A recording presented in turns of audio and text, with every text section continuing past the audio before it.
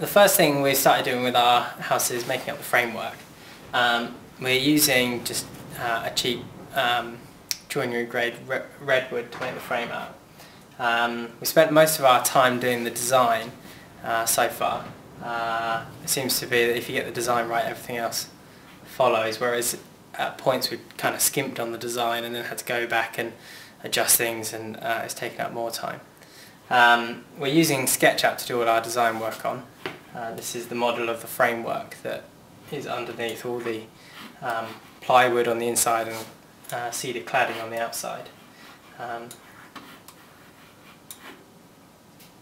There's a huge amount of detail in the model, so it takes I don't know how many hours we've spent on it, but an enormous amount of time just kind of going through and working out all the different bits.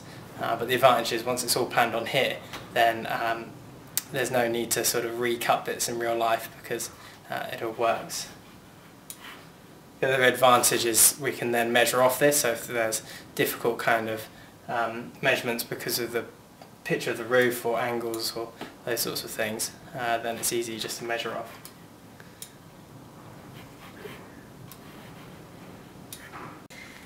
So this is where we store our timber when it first arrives off of the lorry. You can see we have our oak on the left here, but we did originally have all of our softwood arrive in here as well, which looked like a similar quantity. And the longest pieces are 5 metres long, so it's quite a feat bringing it all in. We ordered it as rough sawn timber, so it's still really rough on the surface, it's not smooth at all. So the first thing we had to do with all of our timber was work out exactly how we were going to get all the pieces we needed for our framework. So using our SketchUp model, we made a cutting list which had all of the exact sizes and went through with an Excel spreadsheet trying to match up exactly how we could cut all of those pieces out of our timber that we ordered.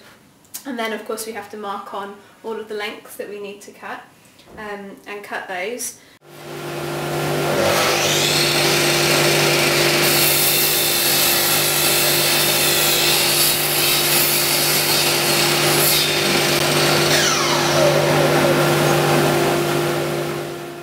Some of the timber we bought in required ripping down the middle to get it to the right thickness, so we had to do that to quite a few metres of it as well.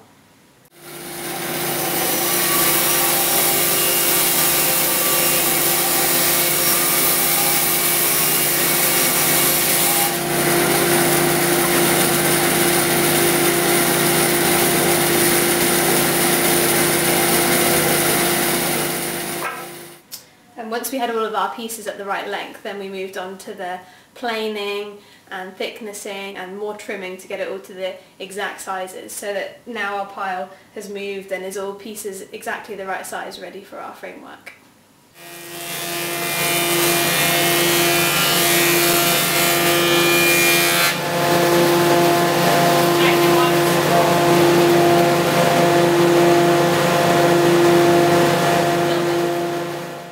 So we started off with our timber as rough sawn boards like this, full of splinters and often bowed and twisted as well. So if you tried to make the framework straight from this, you can guarantee your walls wouldn't be straight. On a normal size house this wouldn't be a problem because you can, once it's plasterboarded, plastered and then finished, you can't see it to like just looking at it. But if you then try to make some furniture that goes up against the wall, you then find that the wall isn't straight and you have to then shape your furniture to fit the wall. Because our house is so small, it's worth machining the timber so it's dead straight, dead flat, so the walls are perfect, which means then our furniture inside doesn't need to be shaped to a wonky wall. It can be straight and everything works easily. So that's how it comes in, rough and full of splinters and twisted and bowed. And then once we've planed it, it's straight and smooth and already cut down to the size it needs to be.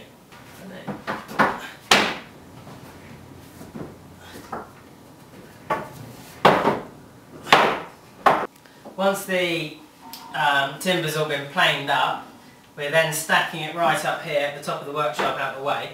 We're going to leave it for a couple of months because what will happen is as the wood kind of gives out moisture, and some bits might take on moisture depending on how dry it is, then it can start to twist and bow all over again. Some bits that's not a problem at all, it barely moves at all, but there's a few bits that will end up bowing quite a bit, and then it'll be worth replaning them just so they're dead straight.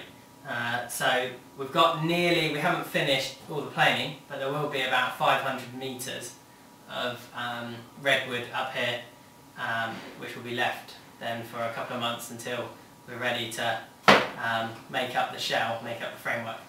One of the things that's been a bit of a disappointment is we ordered in some engineered oak floorboards for our house, and what it is there's a plywood back, and then they put 6mm of solid oak on the front. It's quite stable, and it's a good way of doing flooring, except that when there's a big knot they have to then fill it, because the oak's actually only about that thick.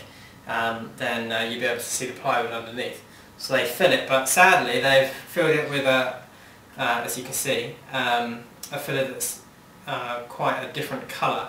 So it looks really obvious, and we really don't like it. So we're actually going to send this back tomorrow and get a solid oak in, which isn't as stable. It will shrink and expand more, but we'll just have to work with that rather than having really overtly filled knots. So, not the most exciting start to a house. Everyone loves the bit where they assemble something and you can really see it coming together, but the reality is that to start with we just have to do lots of preparation work and loads of planning. So that's what we've been doing. We've had 3 weeks of actually in the workshop machining timber, sorting things out. Hopefully we'll have some more interesting stuff to show you for our next vlog.